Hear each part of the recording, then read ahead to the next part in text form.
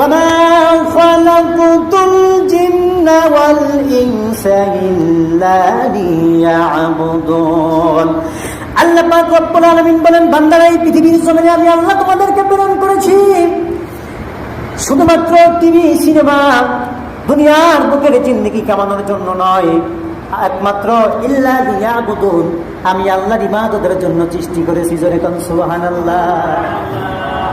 আচ্ছা বলেন, এই নামাজ যদি সরকারি কোনো আইন হতো, সরকারি কোনো আইন হতো যে নামাজ না পড়লে প্রতি ওয়াক্তের জন্য তাকে 5,000 টাকা করে জরিমানা করা হবে, তাহলে কেউ কি নামাজ বাদ দিত? জোরে বলেন, বাদ দিত? সাধারণ কোনো জায়গা যদি সরকার কিনে থাকে, ওখান দিয়ে চতুর্দিক দিয়ে বেড়া দেয় যে সরকারি জিনিস হাত দেওয়া যাবে না, নিষেধ, কেউ কি হাত দেয়? জোরে বলেন, দেয়? দেয় না। কারণ কি? তার মনের মধ্যে ভয় আছে যে প্রশাসনিক অর্ডার আছে, এখানে হাত দেওয়া যাবে না।